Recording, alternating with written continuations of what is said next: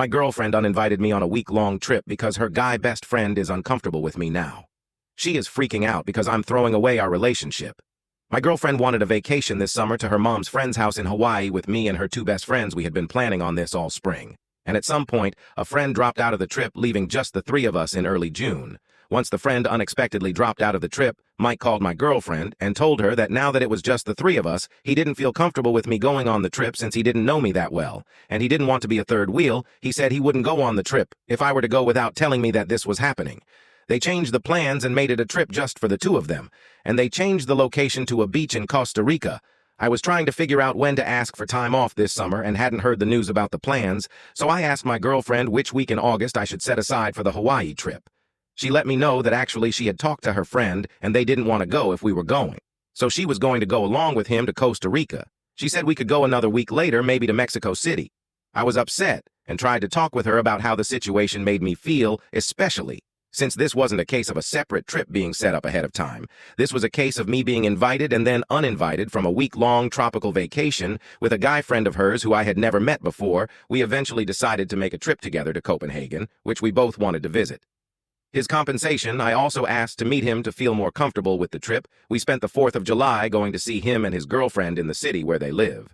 And although it was nice to put a face to a name, it was ultimately a very cold trip, and he was not at all welcoming to me. My girlfriend remarked on how unfriendly he was to both of us. She thought and said she was surprised he didn't act warmly to me. I went out of my way to get to know him and his girlfriend, but it didn't click. Even after several days, they were somewhat cold to each other as well. They bickered a little about their future in a 3-week trip without her scheduled for the same time as our trip. This had been my effort to feel better about the trip.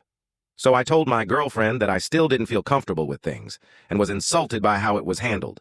I had tried to make things smooth between us, and I asked her to please come up with something to help me feel better about the trip on a visit to her family.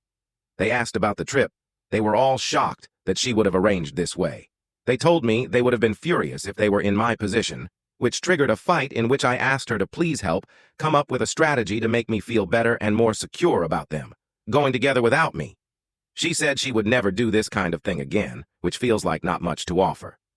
Since this is a once-in-a-lifetime trip, she kind of offered not to go on the trip, but she had already paid for the tickets and made arrangements, and I didn't want to stop their trip and be resented by both her and her best friend. She asked me to give her ideas of how to make me feel better and wanted me just to tell her what to do, but stalled until it was finally the day of the trip. She bought me a bag of peanut butter cups, and I drove them to the airport. I feel so disregarded and disrespected in this situation, want to break up with her, but don't want to burn up something that has otherwise been really good update. I was really upset the day I dropped her off, and she was texting me, but I wasn't responding. I wasn't sure what I wanted to do, but I didn't want to do anything at all in the state I was in. I waited until the next day, and then I sent her a thought-out text, letting her know that I didn't feel safe or loved, and how the trip was handled, and that I would be dropping her things off at her place and leaving her keys with a neighbor she called, but left no messages. She then messaged me that she didn't understand. She called and messaged me the rest of the week, but I couldn't pick up her text back on Thursday. She realized I was serious and asked me logistical questions, alter which neighbor her key was with, etc. When she returned and saw everything at her place, she got pretty frantic and called and left me a long message. I was working all day but still didn't want to respond. She asked me to explain, because she didn't understand what was happening the next day. I sent another text to clarify that it was over, and she got upset and sent me a bunch of texts in a row about how she didn't understand why I was throwing away everything we had built. She left me an angry voicemail and said she had no idea why I was upset, that she did not accept the breakup because she had no say in it, and if she wanted me to tell her the evil story that I had made up about her to her face, I wasn't going to respond to her and wanted to remain calm. But this upset me. So I sat down to write her this letter. You can now check if there's a part to by clicking Sharon Moore. I tried to call her, but I started crying and told her I'd just email instead. This is what it said. The time we have had apart has given me some good space and time to think. I have had a chance to think about the important things for me in a relationship, and I see that we should not be together. From the very start, this trip was made in an insanely disrespectful way. It started with you being given an ultimatum by your male best friend, whom I had never met. That either here I go on this trip, and you picked him. You didn't offer to have him meet me, encourage him to find someone else to come, or consult me. At all. That's enough for most people to have a deal breaker right there. However, I state, this is a person who you have a history with that is not entirely clear to me. You did not tell me this was happening until I asked when the trip to Hawaii would be. You purchased tickets in another very disrespectful situation in which I cooked dinner in a guest present. You chose to go into my room for well over an hour to select tickets with him. And I repeatedly asked you to please come to dinner because you said it would just be a few more minutes each time. There is no reason for doing it at that time. And in that, seeing as he is in the same time zone as us and has a 9-to-5 job, this makes me feel sick to my stomach. Your dad, mom, and grandparents were all very surprised when we told them about this trip. It is becoming very obvious that this is a dangerous trip to make with the fragility of our relationship. He arrived at my place very late, and we woke up the next morning so I could take the two of you to the airport after this lead-up. I know you can tell how unhappy I am. I fully absolutely know you can tell how unhappy I am. You leave. And when I don't respond to your text messages, you text me to tell me that you hope I'm okay and you're going to bed. No call. The rest of the week was rough. My text. You was met with. Essentially, I'm sorry. You feel this way.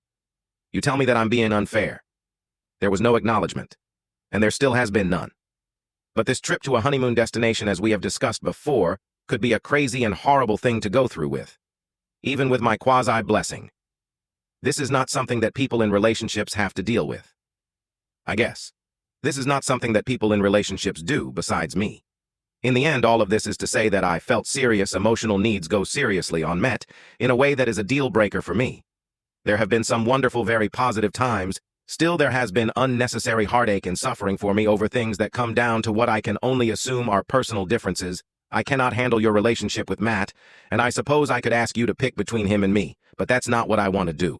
I want you to have your best friend, and I want to leave. I did love you, but I am not about to fight this fight. And here you tell me I'm crazy for not seeing how platonic everything is for the rest of my life. It seems like trying to convince someone to like different food or to have a different favorite color. I am unhappy about this, and I no longer want to feel these feelings. There is no need for this to be mutual. I do need your permission to break up with you.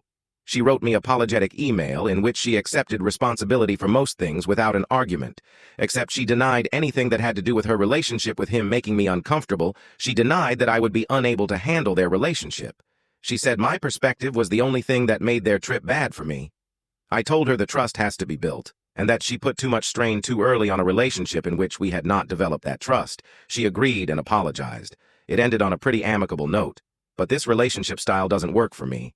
And I don't feel like her response is to me really healed or changed anything significantly.